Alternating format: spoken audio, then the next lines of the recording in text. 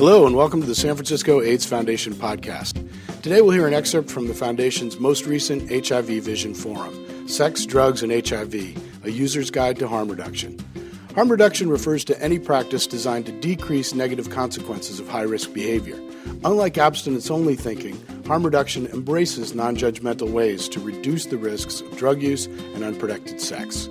In this excerpt, our panelists, including Imani Woods and Grant Colfax, explain how a harm reduction setting helps users become advocates for their own health.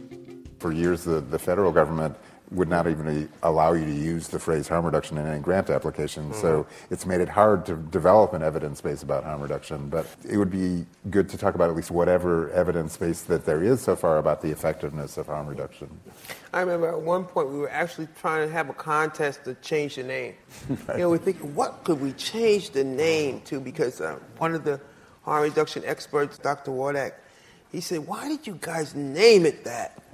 It just doesn't seem like it's going over very well in the United States. It's like that name, and we just couldn't think of it. We just tried to think of tons of other things, just to, maybe if we changed the name, people wouldn't be so against it. But I know what you're looking at, which is how would it look if it was a success? And I think that the things that I look for is repeated visits. Do the people keep coming back to you? Of course, less people becoming infected, which we know because of the fabulous studies that we saw with needle exchange here, Connecticut, Seattle. There's got a lot of research proved needle exchange by far was very effective in halting the spread of HIV among injection drug users.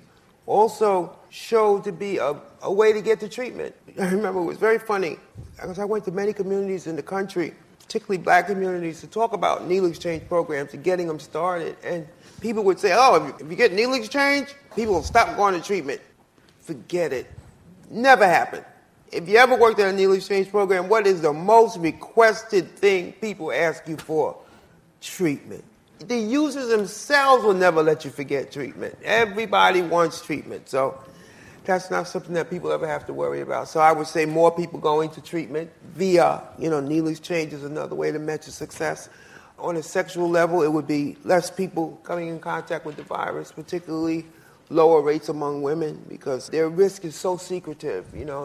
Very little honesty goes on because of the moral issue. Very often men just can't or won't tell, their partners. One of the things that I feel that we have done a good job with around success too is moving away from the person being a drug user and now on to normalizing, people. And so people move on now, and I want to see more people that have moved on and now they're working, having productive lives, and, coming in contact with other problems, besides drug problems. And that's something that when you do harm reduction work and you see people progressing, you have to warn them about, everything else that goes on. In particular, just recently with those who have the virus, how important it is for them to get care, stay with their appointments, and continue normalizing with Hep C also. Some drug users have run into HIPAA violations, believe it or not. That people not being as careful with the information about a person because that person is a drug user or involved with drugs. So their information is not as protected, and we are seeing HIPAA violations all over the place. So we have to also, get people ready for the real world.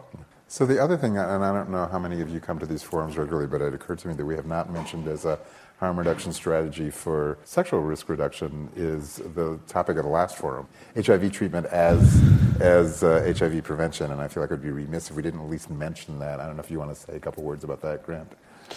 You're getting at the concept that if somebody is HIV infected and has virus, that if he or she goes on medications, that you reduce the level of virus to a very low level, and that there's a lot of evidence that risk of sexual transmission is very much reduced in that setting, although, again, it's not zero.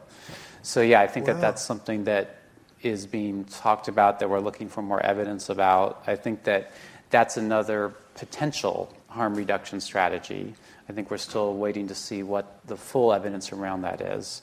But I think that we certainly continue to explore that. I think that what's been very clear is among substance users, another harm reduction strategy that was actually developed here in San Francisco was realizing that active drug users could go on retroviral medications. So if they were HIV infected, that people would adhere, that it would reduce their viral load. And that was something that people, quite frankly, the stigma around providing active drug users HIV medications, we tend to forget that now, but 10 years ago, it was a regular thing to say, no, I'm not going to give that person medical treatment until that person cleans up, quote unquote, right? So, another really important harm reduction piece has been to show that active drug users are very adherent. In many cases, they're more adherent than non-drug users.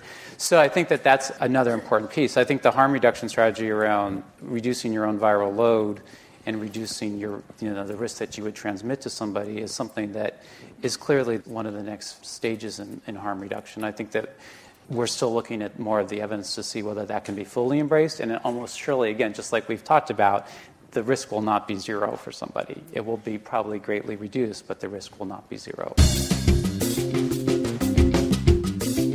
You can get more information about our HIV Vision Forum series on our website at sfaf.org. I'm Eric Ireland. For all of us here at the San Francisco AIDS Foundation, thanks for listening.